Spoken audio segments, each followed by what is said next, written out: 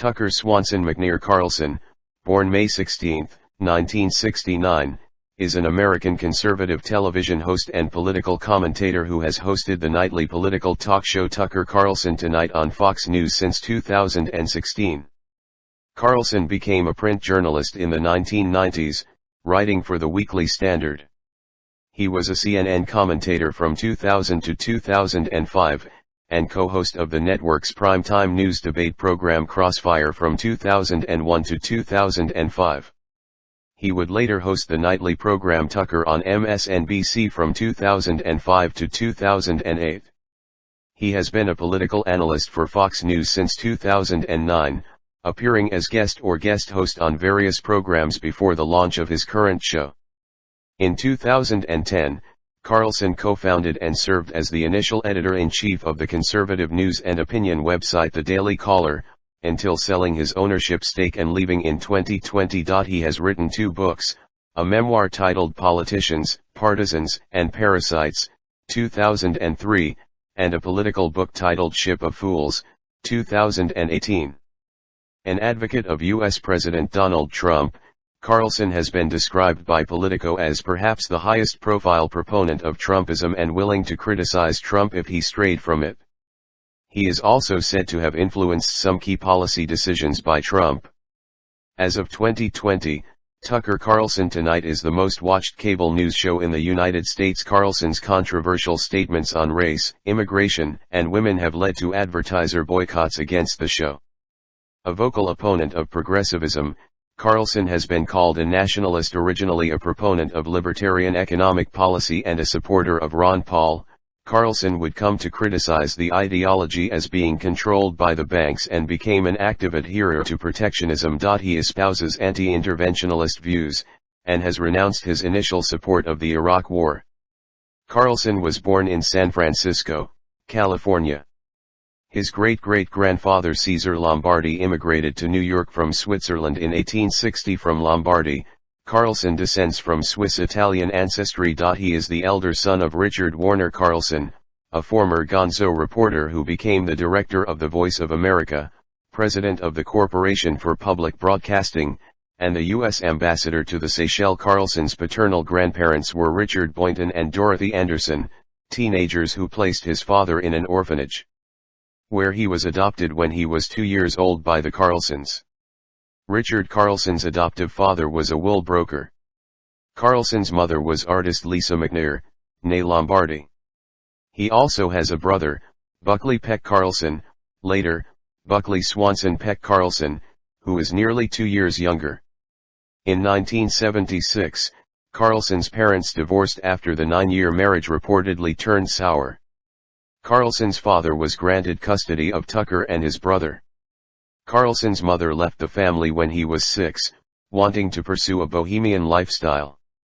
Dick Carlson was said to be an active father who had a specific outlook in raising his sons. "I want them to be self-disciplined to the degree that I think is necessary to find satisfaction. You measure a person on how far they go, on how far they've sprung.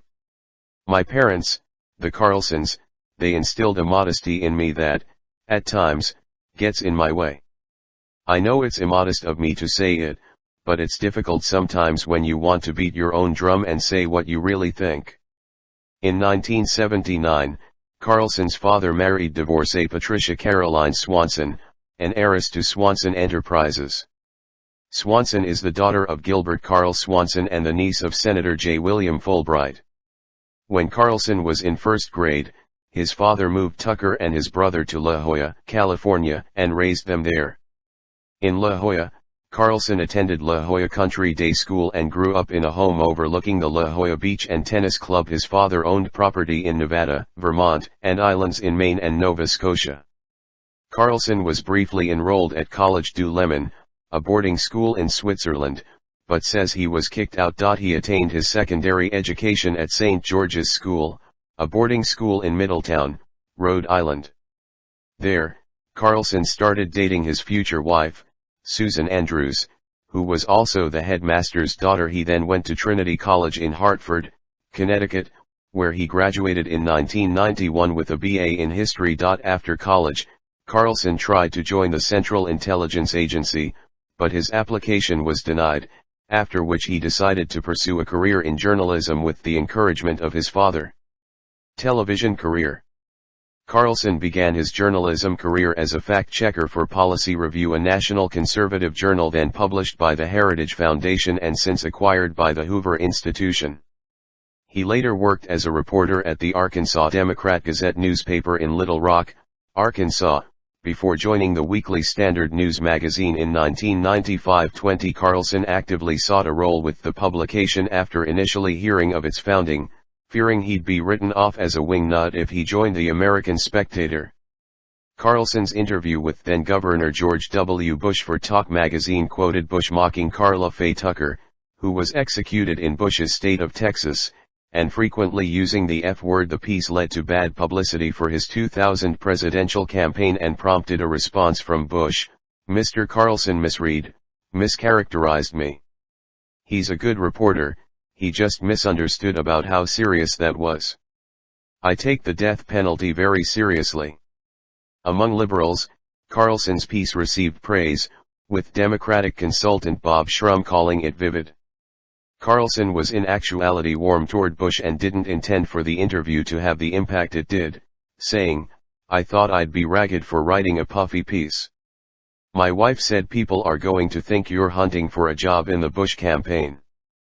Further into his career in print, Carlson worked as a columnist for New York and Reader's Digest, writing for Esquire, Slate, The Weekly Standard, The New Republic, The New York Times Magazine, The Daily Beast, and the Wall Street Journal. 2032. John F. Harris of Politico would later remark on how Carlson was viewed as an important voice of the intelligentsia during this period.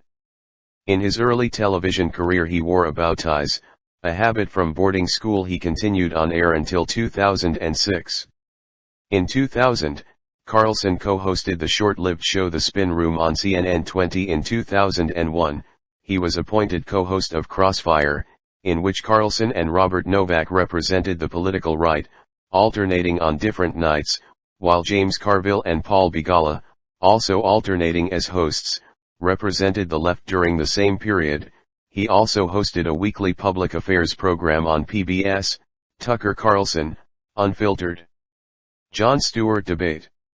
In October 2004, comedian Jon Stewart, host of The Daily Show on Comedy Central, appeared on Crossfire, ostensibly to promote his book America, the Book, but instead launching into a critique of Crossfire, saying that the show was harmful to political discourse in the United States. Carlson, who represented the right-wing side on that episode, was singled out by Stewart for criticism, with Carlson in turn criticizing Stewart for being biased toward the left. 20. Carlson later recalled that Stewart had stayed at CNN for hours after the show to discuss the issues he had raised on the air.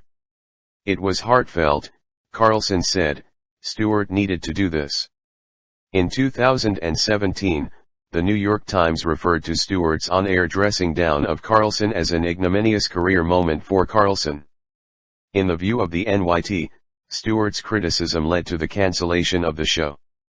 In January 2005, CNN announced that it was ending its relationship with Carlson and would soon cancel Crossfire. CNN chief Jonathan Klein told Carlson on January 4, 2005, that the network had decided not to renew his contract. Carlson has said that he had already resigned from CNN and Crossfire long before Stewart was booked as a guest, telling host Patricia Duff, "I resigned from Crossfire in April 2004, many months before Jon Stewart came on our show, because I didn't like the partisanship, and I thought in some ways it was kind of a pointless conversation, each side coming out, here's my argument, and no one listening to anyone else.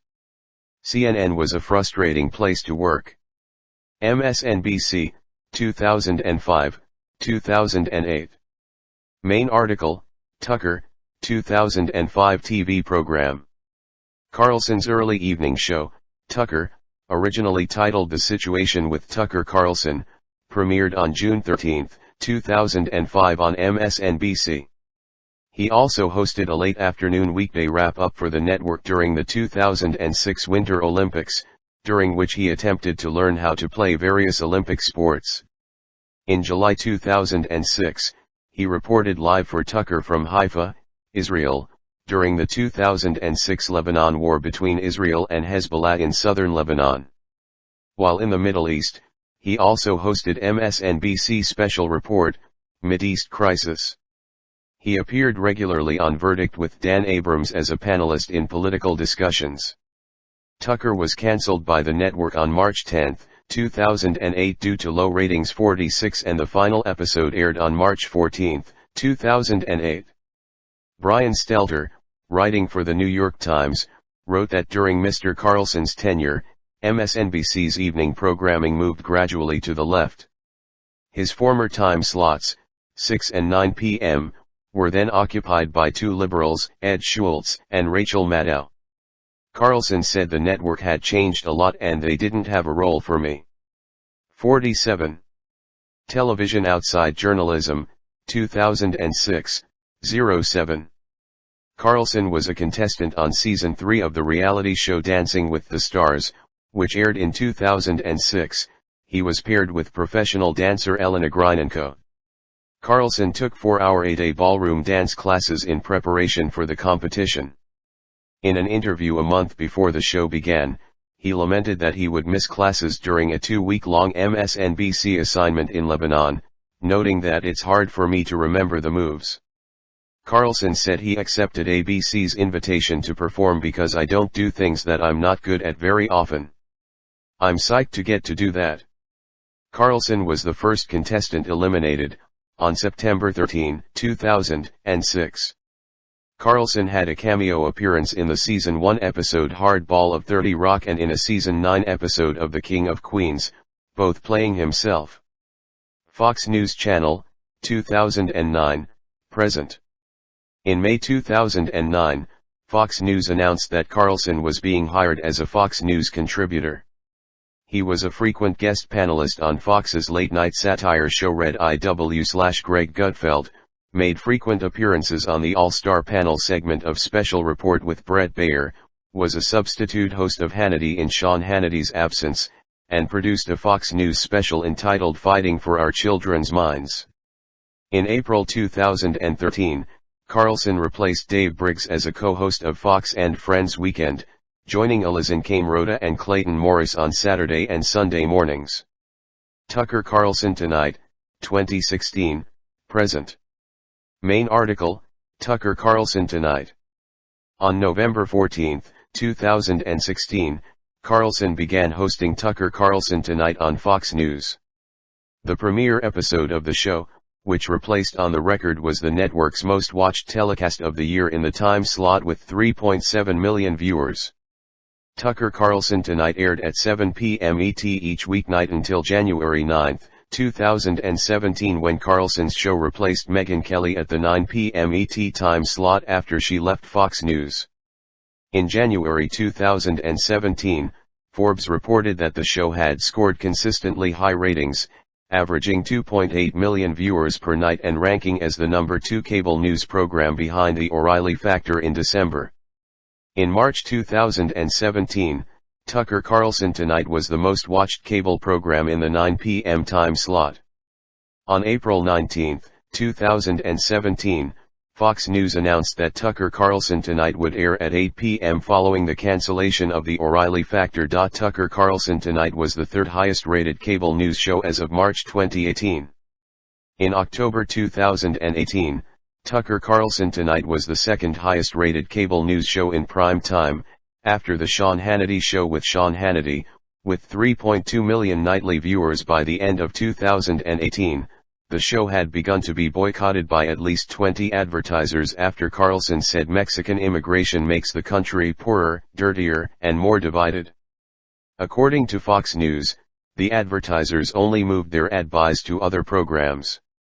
By January 2019, his show dropped to third with 2.8 million nightly viewers, down 6% from the previous year. The show had lost at least 26 advertisers. There were calls to fire Carlson from Fox News in March 2019 after Media Matters resurfaced remarks on women he had made over several years to the radio show Bubba the Love Sponge, but his ratings rose 8% that week despite the boycotts. By August 2019, Media Matters calculated that some companies had fulfilled their media buy contracts and advertising inventory for the time slot and had now begun their purchases for other time slots on Fox News at the close of 2019.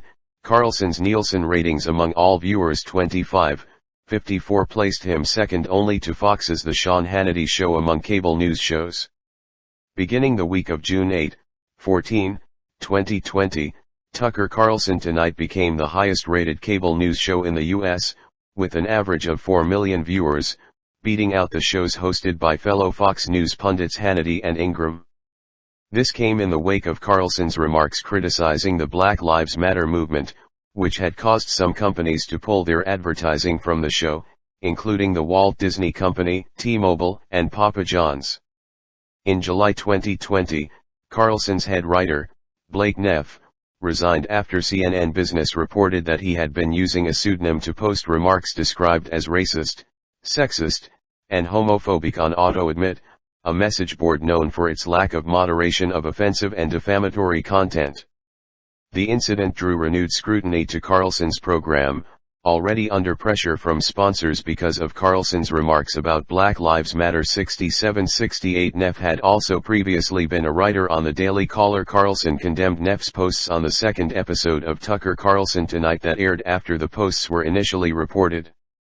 In September 2020, a federal judge, in dismissing a defamation lawsuit regarding statements Carlson made on Tucker Carlson Tonight, cited her acceptance of Fox News' defense that, given that the general tenor of the show is to challenge political correctness and media bias, Carlson is not stating actual facts on its show, but instead employs exaggeration and non-literal commentary. The judge also agreed with Fox News' defense that reasonable viewers would have skepticism over statements Carlson makes on its show. By October 2020, Tucker Carlson Tonight averaged 5.3 million viewers, with the show's monthly average becoming the highest of any cable news program in history at that point.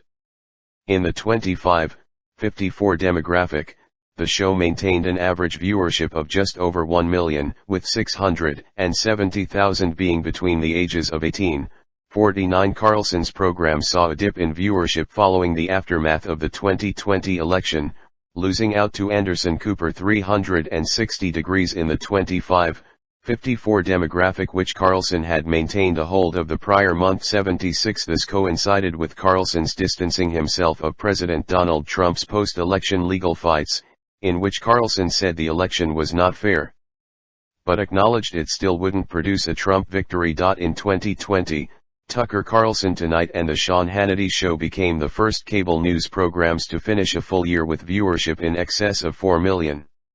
In the week following the inauguration of Joe Biden as president, Tucker Carlson Tonight remained the only cable news program to not see a drop in viewership, slightly increasing even from where it stood 1 week prior and reclaiming its lead among the 25-54 demographic. In February 2021, Carlson announced a multi-year deal between him and Fox News for him to host a new weekly podcast and series of monthly specials dubbed Tucker Carlson Originals exclusively on sister streaming service Fox Nation, with a planned release in April. The Daily Caller, 2010-2020. Main article, The Daily Caller. On January 11, 2010, Carlson and Neil Patel, a former aide to Dick Cheney, launched a political news website titled The Daily Caller. Carlson served as editor-in-chief, and occasionally wrote opinion pieces with Patel. The website was funded by the conservative activist Foster Frias. By February, The Daily Caller was part of the White House rotating press pool. In an interview with Politico, Carlson said The Daily Caller would not be tied to ideology but rather will be breaking stories of importance. In a Washington Post article, Carlson added, "We're not enforcing any kind of ideological orthodoxy on anyone." Columnist Mickey Cause quit after Carlson refused to run a column critical of Fox News's coverage of the immigration policy debate due to his contractual obligations to Fox News. Carlson was replaced by Vince Coglianese as editor-in-chief in 2016 after he began hosting Tucker Carlson Tonight on Fox News in June 2020. Carlson sold his one-third stake in The Daily Caller to Patel. Writing. Carlson authored the memoir Politicians, Partisans, and Parasites, My Adventures in Cable News, Warner Books, 2003, about his television news experiences. In February 2012, The Daily Caller published an investigative series of articles co-authored by Carlson, purporting to be an insider's expose of Media Matters for America, MFA, the liberal watchdog group that monitors and scrutinizes conservative media outlets, and its founder David Brock, Reuters media critic and libertarian Jack Schafer, while commenting, "I've never thought much of Media Matters' style of watchdogging or Brock's journalism," nevertheless sharply criticized The Daily Caller piece for relying on conjecture, absence of evidence, and inclusion of anonymously sourced crap, adding that Daily Caller is attacking Media Matters with bad journalism and lame propaganda. In May 2017, Carlson, represented by the literary and creative agency Javelin, signed an 8-figure, 2-book deal with Simon & Schuster's conservative imprint, Threshold Editions. His first book in the series, Ship of Fools, How a Selfish Ruling Class is Bringing America to the Brink of Revolution, was released in October 2018 and debuted at number 1 on the New York Times bestseller list. Political views. Carlson has been described in the media as a conservative or paleoconservative. Writing for New York Magazine's Intelligencer, Park McDougald called Carlson a middle American radical, which he described as someone who holds populist economic beliefs, hostility to corporatocracy, fervent positions on nationalism, race, and immigration, and a preference for a strong U.S. president. McDougald identified this form of radicalism as the ideological core of Trumpism. Social views. Carlson is pro-life and has voiced opposition to capital punishment, calling it morally disturbing and affirming he's not comfortable with the death penalty under any circumstance. Early in his career, Carlson espoused a libertarian view of economics. He supported Ron Paul's 1988 presidential candidacy, when Paul ran as the candidate for the Libertarian Party, along with his 2008 presidential candidacy, when Paul ran as a Republican. In 2009, Carlson became a senior fellow at libertarian think tank the Cato Institute 105. As of 2017, he is no longer affiliated with the organization. Since 2018, he has promoted a more populist view of economics, attacking libertarianism, and saying market capitalism is not a religion. In an interview, he warned that economic and technological change that occurs too quickly can cause widespread social and political upheaval, and stated his belief that a model to follow is that of President Theodore Roosevelt, whose interventionist role in the economy in the early 1900s may have, in Carlson's view, prevented a communist revolution in the United States. In 2019, in his monologue on Tucker Carlson Tonight, Carlson said America's ruling class are, in effect, the mercenaries behind the decline of the American middle class. A New York economic system that weakens and destroys families is not worth having. A system like that is the enemy of a healthy society.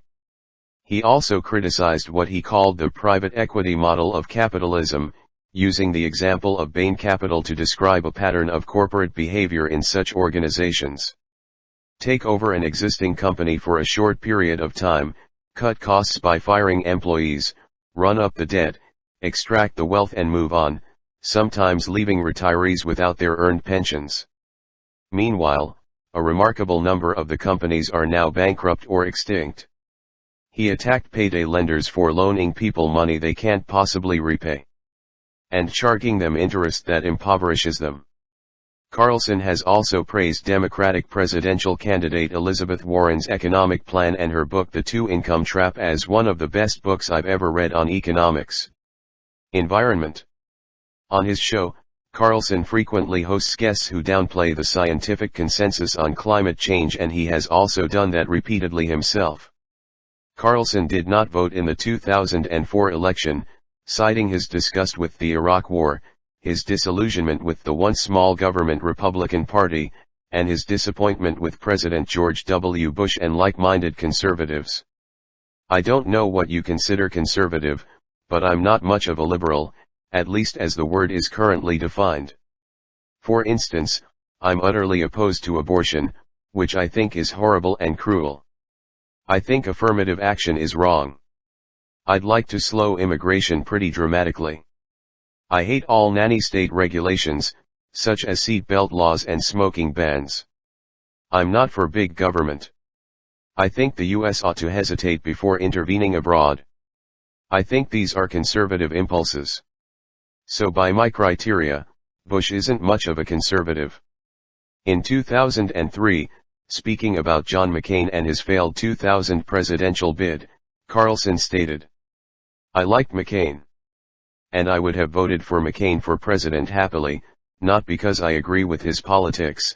I never took McCain's politics seriously enough even to have strong feelings about them. I don't think McCain has very strong politics. He's interested in ideas almost as little as George W. Bush is. McCain isn't intellectual and doesn't have a strong ideology at all. He's wound up sort of as a liberal Republican because he's mad at other Republicans, not because he's a liberal." In January 2019, Carlson used a Washington Post op-ed by Mitt Romney to criticize what he described as the mainstream Republican worldview, consisting of unwavering support for a finance-based economy and an internationalist foreign policy, which he argued was also supported by the bulk of Democrats. He cited parallels, in regard to economic and social problems which had befallen inner cities and rural areas, despite cultural and demographic differences between their respective populations, as evidence that the culture of poverty, which had been cited by conservatives as the cause of urban decline, wasn't the whole story. Both parties miss the obvious point: culture and economics are inseparably intertwined. Certain economic systems allow families to thrive. Thriving families make market economies possible. Prior to 2020, Carlson was a registered member of the Democratic Party in Washington, D.C. In 2017, Carlson said his registration as a Democrat was to gain the right to vote in the primaries for mayoral elections in the district, a one-party state, and that he always votes for the more corrupt candidate over the idealist in order to favor the status quo and stem progressivism. In 2020, Carlson registered as a Republican in his new residency of Florida. Carlson is skeptical of foreign intervention, and has said the U.S. ought to hesitate before intervening abroad. Iraq. Carlson initially supported the Iraq War. However, a year after the invasion of Iraq, he began criticizing the war, telling the New York Observer, "I think it's a total nightmare and disaster, and I'm ashamed that I went against my own instincts in supporting it." Iran. In July 2017, Carlson said that we actually don't face any domestic threat from Iran. He asked Max Boot to tell me how many Americans in the United States have been murdered by terrorists backed by Iran since 9/11. According to the New York Times, Carlson played an influential role in dissuading Trump from launching military strikes against Iran in response to the shooting down of an American drone in June 2019.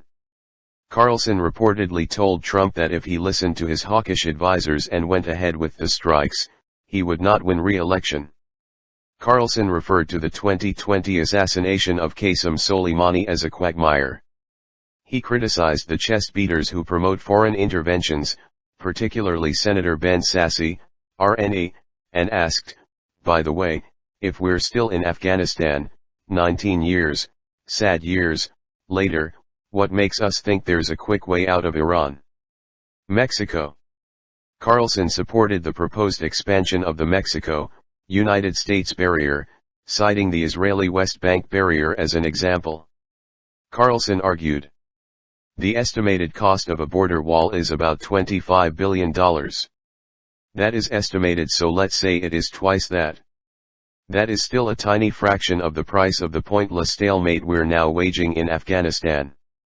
That costs about $45 billion every year, not including the human cost. Compare that to $25 billion needed to restore sovereignty with the wall." In a July 2018 interview about Russian involvement in U.S. elections, Carlson said Mexico has interfered in U.S. elections more successfully than Russia by packing our electorate through mass immigration. 128. This assertion was disputed by journalist Philip Bump, who wrote that the number of Mexicans in the U.S. had decreased since 2009 and asked rhetorically, what good has it done Mexico to have a number of its citizens move to the United States and gain the right to vote? In May 2019, Carlson defended Trump's decision to place tariffs on Mexico unless Mexico stopped illegal immigration to the United States. Carlson said, when the United States is attacked by a hostile foreign power, it must strike back, and make no mistake, Mexico is a hostile foreign power. Russia. Carlson has said he does not consider Russia a serious threat. He has called for the United States to work with Russia in the American-led intervention in the Syrian civil war against a common enemy like the Islamic State of Iraq and the Levant, ISIS. Peter Bernard of The Atlantic said Carlson has been an apologist for Donald Trump on the Russia scandal. Carlson described the controversy in the wake of revelations that Donald Trump Jr. was willing to accept anti-Clinton information from a Russian government official as a new level of hysteria, and said that Trump Jr. had only been gossiping with foreigners.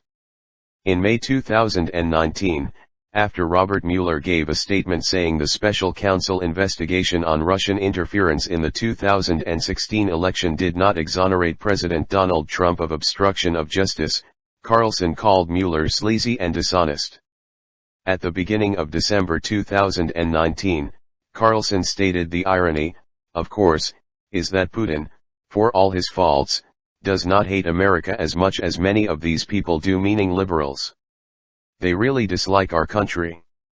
And they call other people traitors because they're mouthing the talking points of Putin. He was criticized by Michael McFaul, former U.S. ambassador during the Obama administration. You are wrong, Mr. Carlson. Putin does hate America, urging him to stop attacking Americans and defending Putin. Syria. Carlson opposes overthrowing Syrian President Bashar al-Assad in April 2018. Carlson questioned whether Assad was responsible for the Douma chemical attack that had occurred a few days earlier and killed dozens in November 2019. Carlson repeated this claim and queried whether the attack had actually happened at all. Carlson suggested that a similar attack that occurred the year before, the Khan Sheikhoun chemical attack, which was attributed to Assad's forces and which the OPCW Jim indicated was carried out with sarin that bore the regime's signature, was a false flag attack perpetrated to falsely implicate the Assad government. Carlson compared Assad's war crimes during the Syrian civil war to Saudi Arabia's war crimes in Yemen. North Korea. When President Trump met the North Korean leader Kim Jong-un at the country's border with the South in June 2019, Carlson told Fox and Friends said there's no defending the North Korean regime, it's the last real Stalinist regime in the world.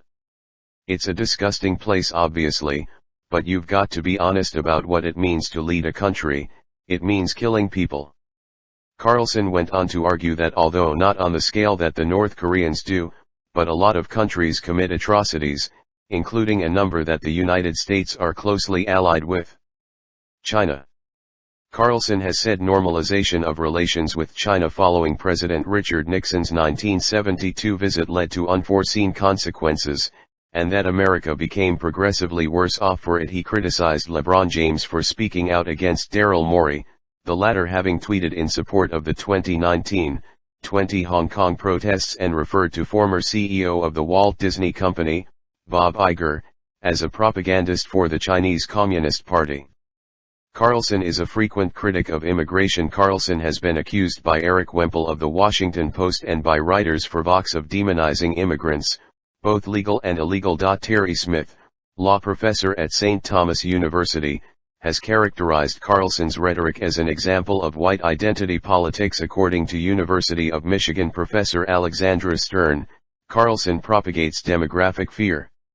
He has opposed demographic changes in the United States, writing in March 2018 about Hazleton, Pennsylvania, where over a 15-year period the percentage of Hispanics shifted from a small minority to a majority. Carlson believed it was more change than human beings are designed to digest.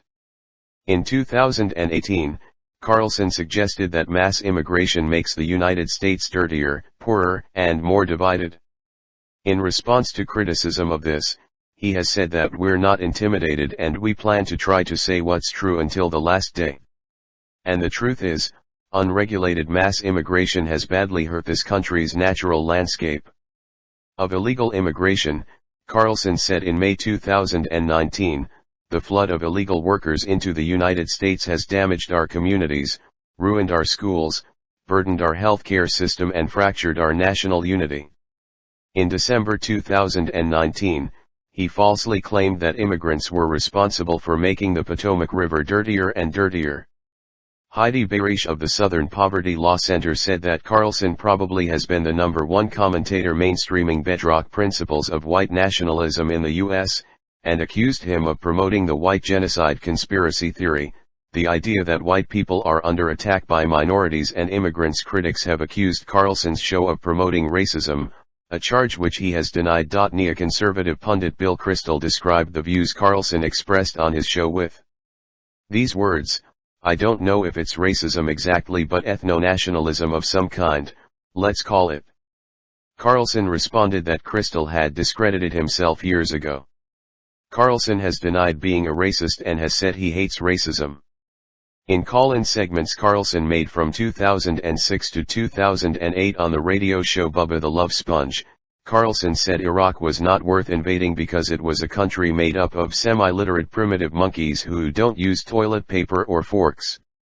He also criticized lunatic Muslims who are behaving like animals, and said that any presidential candidate who vowed to kill as many of them as they can would be elected king.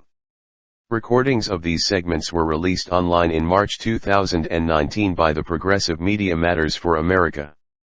The Washington Post labeled these comments racist. When Mitt Romney, the 2012 Republican nominee for president, condemned then-candidate Donald Trump after he evaded questions about former Ku Klux Klan Grand Wizard David Duke's support, saying it was a disqualifying and disgusting response, Carlson criticized Romney and dismissed his speech by suggesting Obama could have written it in a guest appearance with Alex Jones in 2015.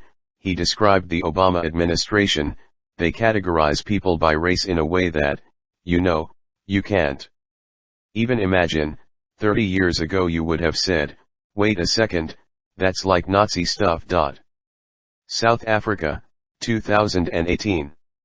In August 2018, Carlson ran a segment in which he alleged that the South African government was targeting white farmers during its ongoing land reform efforts due to anti-white racism. He interviewed Marion Tuppy, an analyst at the Cato Institute, who likened South African farmers facing land seizures to white farmers in Zimbabwe who lost their farms in a controversial land reform policy under the President Robert Mugabe. He accused South African President Cyril Ramaphosa of changing the country's constitution to allegedly enable land theft from whites because they are the wrong skin color. CBS News, Associated Press, The New York Times and The Wall Street Journal described Carlson's segment on South Africa's corrective reparations as false or misleading. In addition to presenting statistics that violence against farmers had reached an all-time low, they noted that the reforms had yet to pass and were primarily aimed at land that had fallen into disuse. Following the Carlson segment, President Trump tweeted that he had instructed Secretary of State Mike Pompeo to closely study the South Africa land and farm seizure and large-scale killing of farmers. Trump's tweet was denounced as misinformed by the South African government, which stated that it would address the matter through diplomatic channels. AfriForum, a South African non-governmental organization focused mainly on the interests of Afrikaners, took credit for Carlson and Trump's statements, saying it believed that its campaign to influence American politics had succeeded. The evening following the segment, Carlson corrected the statements he had made about the South African land reform, though he did not admit to having made errors. He said the proposed constitutional amendment was still being debated in South Africa and added that no farms had yet been expropriated. Carlson later stated in an interview that he doesn't believe anyone should be rewarded or punished based upon characteristics they can't control, and added that his South Africa segment made an argument against tribalism. Ilhan Omar, 2019. Carlson concluded Tucker Carlson Tonight on July 9, 2019, with a 3-minute monologue about Representative Ilhan Omar, DMN, calling her ungrateful to the United States, where she had been granted asylum, and calling her living proof that the way we practice immigration has become dangerous to this country. His monologue was described by The Guardian as racially loaded and full of anti-immigrant rhetoric. Congresswoman Omar responded on Twitter, saying that advertisers should not be underwriting this kind of dangerous, hateful rhetoric. In its July 10 article on the incident, the Daily Beast commented that, mainly because of right-wing attacks that have then been amplified by members of Congress and the President, Omar has been receiving death threats since she was elected to Congress according to the article, while Carlson has devoted numerous segments of his show to criticizing her. This time Carlson took his anti-Omar stance even further. El Paso shooting, 2019. Several days after the 2019 El Paso shooting, which was committed by a man who released an anti-immigrant manifesto complaining of a Hispanic invasion, Carlson described white supremacy as a hoax and a conspiracy theory used to divide the country and keep a hold on power. He asked rhetorically, the combined membership of every white supremacist group in America, would they be able to fit inside a college football stadium? According to the Washington Post, Carlson's argument is belied by many experts and seemingly contradicted by a recent wave of deadly attacks by men motivated by those views. Black Lives Matter and George Floyd, 2020, 2021. In June 2020, Carlson cast doubts on the intentions of Black Lives Matter protesters in the wake of the police killing of George Floyd, stating, "This may be a lot of things, this moment we're living through, but it is definitely not about black lives, and remember that when they come for you, and at this rate, they will." Although Fox News stated that Carlson was referring to Democratic leaders and not protesters, Carlson's comments on Black Lives Matter were met with rebuke. Advertisers including the Walt Disney Company, Papa John's, Poshmark, and T-Mobile stopped advertising on Carlson's program. In other comments, Carlson argued that the unrest following Floyd's killing stemmed from a desire for ideological domination, rather than genuine opposition to police brutality. On February 10, 2021, Carlson claimed that there was no physical evidence that George Floyd was murdered by a cop and that the autopsy showed that George Floyd almost certainly died of a drug overdose, fentanyl, but this conflicted with the findings of 2 autopsies that he died from homicide caused by former police officer Derek Chauvin kneeling on Floyd's neck for more than 8 minutes. While Floyd did have drugs in his system when he died, medical professionals determined that it was not the cause of his death.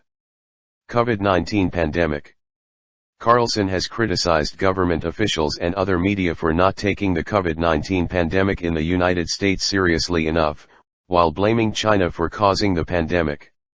On March 9, 2020, Carlson opened his show by saying, "People you trust, people you probably voted for, have spent weeks minimizing what is clearly a very serious problem. But they're wrong. It's definitely not just the flu." 2 anonymous sources in the White House told the Washington Post that Carlson's statements had caused President Donald Trump to reconsider his position. Carlson also told Vanity Fair that he spoke to Trump and encouraged him to take the coronavirus outbreak seriously. Carlson criticized the lockdown in the United States brought on by the pandemic and NIAID Director Anthony Fauci. He defended the protests against the nationwide lockdown within rural areas of the country, stating not everywhere is New York or New Jersey. The threat to rural America from this virus is minuscule, so why are we punishing the people who live outside the cities? Claims of fraud in the 2020 election. After Joe Biden won the 2020 election, Carlson raised the issue of fraud in the 2020 election. On Carlson's show, he mentioned the names of purportedly dead individuals who voted in Georgia. Investigative reporting subsequently found that some of the individuals who he claimed to be dead were in fact alive. Later that month, Carlson cast doubt on unfounded conspiratorial claims made by former federal prosecutor Sidney Powell, who alleged that Venezuela, Cuba, and unidentified communist interests had used a secret algorithm to hack into voting machines and commit widespread electoral fraud. Carlson said that what Powell was describing would amount to the single greatest crime in American history, but that Powell became angry and told us to stop contacting her when he asked for evidence of widespread voter fraud. Personal life. Carlson is married to Susan Carlson, née Andrews. They met while in high school at St. George's School and were married in 1991 in the high school chapel. They have 4 children. Carlson is an Episcopalian and loves the liturgy, though he abhors the liberals who run the denomination. Carlson quit drinking alcohol in 2002, having decided that neither the pleasant nights nor the unpleasant mornings were improving his life. 26 years earlier, he had quit smoking and replaced cigarettes with nicotine gum, which he buys in bulk from New Zealand and chews constantly. Carlson is a Deadhead, a fan of the rock band The Grateful Dead, and said in a 2005 interview that he had attended more than 50 of their concerts. He was good friends with Nevada brothel owner Dennis Hoff and attended his funeral in 2018. In 2018, a group of Antifa activists associated with the Smash Racism DC group protested outside Carlson's Washington, D.C., home. Carlson's driveway was vandalized with a spray-painted anarchist symbol. Published works. Tucker Carlson, 2003. Politicians, Partisans, and Parasites, My Adventures in Cable News. New York, Warner Books. ISBN 978-0-7595-08000-2.